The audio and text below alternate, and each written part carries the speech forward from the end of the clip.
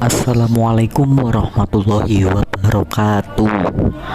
Selamat pagi anak-anakku kelas 4. Hari ini Pak Guru mau menyampaikan materi pelajaran fikih di bab sholat bagi orang sakit. Di materi pagi ini Pak Guru akan menyampaikan yang pertama itu sholat bagi orang sakit, yang kedua ketentuan sholat bagi orang sakit, kemudian yang ketiga itu tata cara sholat orang sakit, dan yang terakhir itu hikmah sholat bagi orang yang sedang sakit. Pada slide ini kita akan mengenal pengertiannya terlebih dahulu ya anak-anak. Apa sih pengertian sholat bagi orang sakit? Sholat bagi orang sakit adalah sholat yang tetap dikerjakan oleh orang yang sedang mengalami sakit. Meskipun sakit, sholat tidak boleh ditinggalkan. Namun dalam Islam, agama yang penuh kasih sayang. Oleh karena itu, cara dan posisi sholat bisa disesuaikan dengan kemampuan orang yang sedang sakit. Misalnya, jika tidak bisa berdiri, maka boleh duduk. Jika tidak bisa duduk, maka boleh berbaring. Bahkan jika tidak bisa menggerakkan badan, cukup dengan isyarat mata atau hati saja, itu kita bisa sholat. Yang penting, meskipun sakit, kita tetap berusaha menjalankan sholat 5 waktu sesuai kemampuan kita.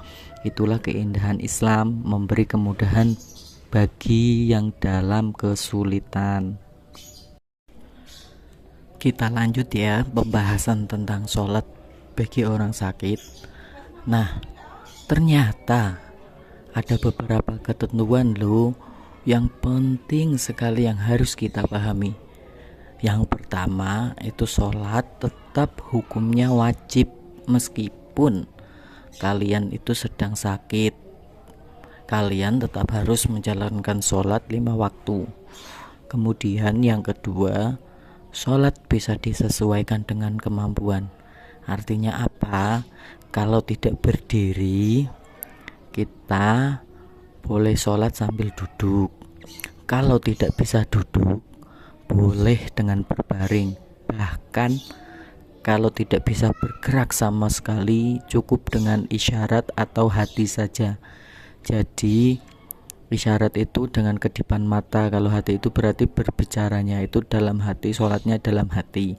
Kemudian yang ketiga itu boleh menjamak sholat, yaitu menggabungkan 2 sholat dalam satu waktu. Misalnya sholat zuhur dan asar dilakukan sekaligus agar tidak merepotkan.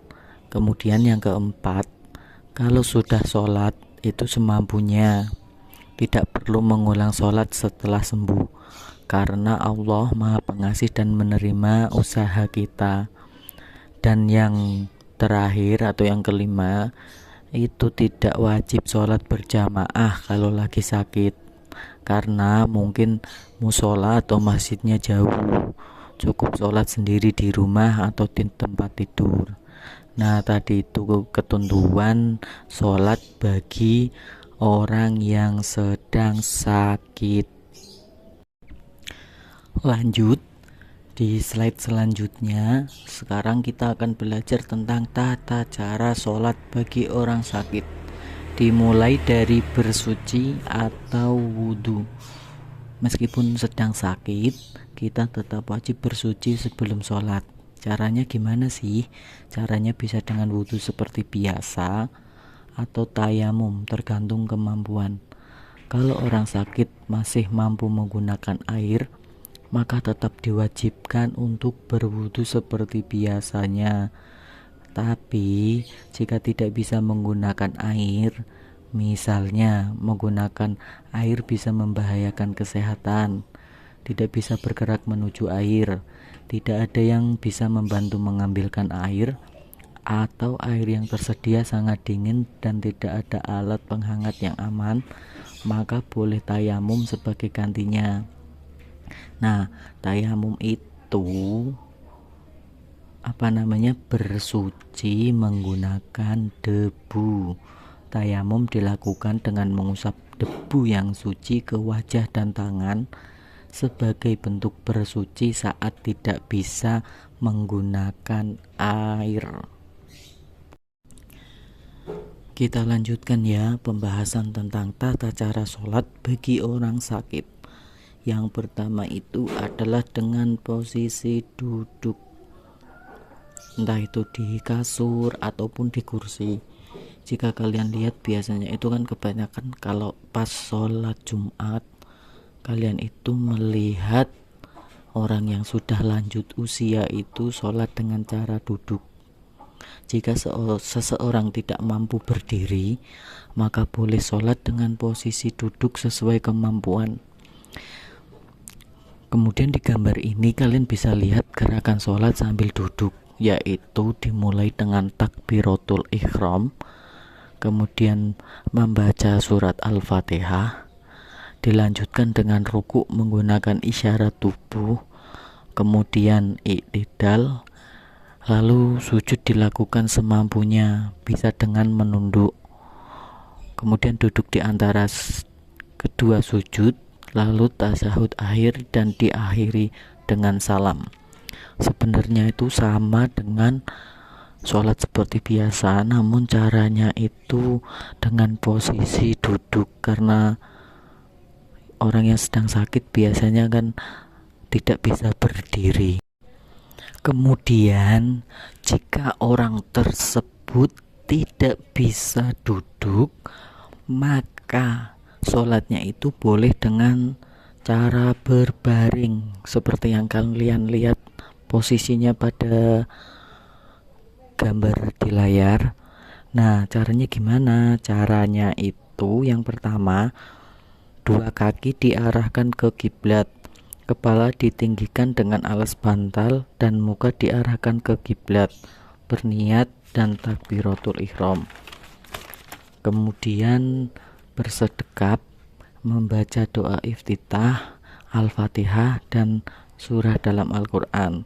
Kemudian untuk rukuk dan sujudnya cukup dengan isyarat. Untuk tahiyat awal dan akhir dilakukan sesuai kemampuan. Kedua tangan tidak bersedekap. Yang terakhir itu untuk salam dengan menolehkan wajah ke arah kiri atau rata tengah. Yang penting untuk salam itu berarti wajahnya itu bergerak, atau dengan kalau tidak bisa bergerak itu berarti bola matanya itu ke kiri dan ke kanan gitu. Kemudian di slide selanjutnya seperti gambar yang kalian lihat, Pak Guru akan menjelaskan tentang cara sholat posisi telentang. Misalkan tidak bisa duduk ataupun berbaring, kalian itu bisa melakukan posisi dengan telentang. Gimana sih caranya? Yang pertama itu posisi badan terlentang dengan posisi telapak kaki menghadap ke arah kiblat, dan jika mampu kepalanya diberi bantal agar mukanya menghadap kiblat. Bacaan seperti bacaan sholat seperti biasa. Jika tidak mampu cukup dilafalkan dalam hati. Kemudian selanjutnya gerakan sholat dilakukan dengan isyarat seperti menganggukkan kepala, kedipan mata ataupun dengan isyarat hati. Nah, untuk tahiyat awal ataupun akhir juga dilakukan sesuai kemampuan. Tetapi kedua tangan tidak bersedekap. Untuk salam itu menoleh dengan wajah ke kanan dan ke kiri.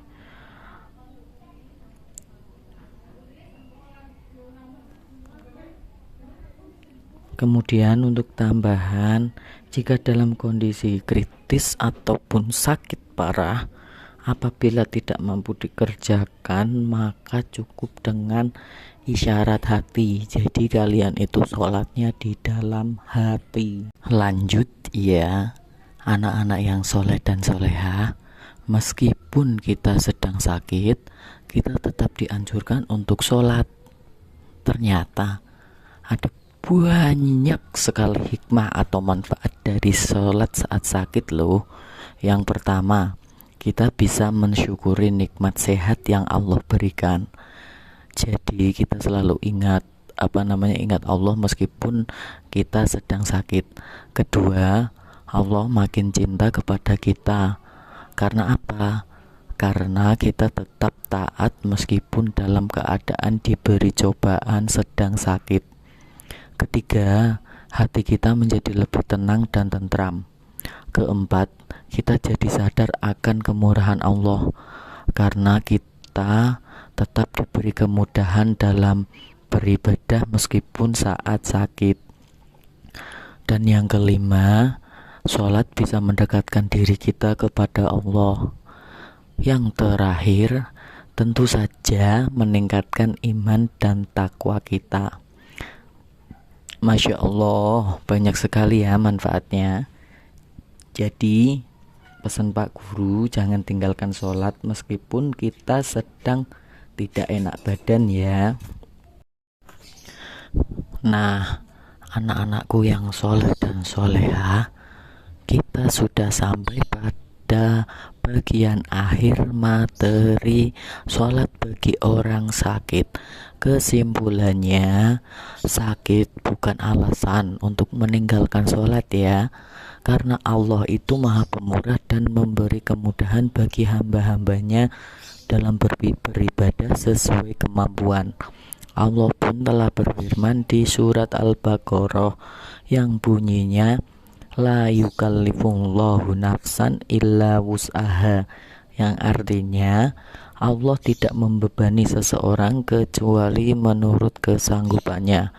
Jadi kita harus tetap sholat ya, karena Allah sayang sama kita dan memberi kemudahan supaya kita tetap beribadah. Sekian penjelasan dari Pak Guru. Wassalamualaikum warahmatullahi wabarakatuh.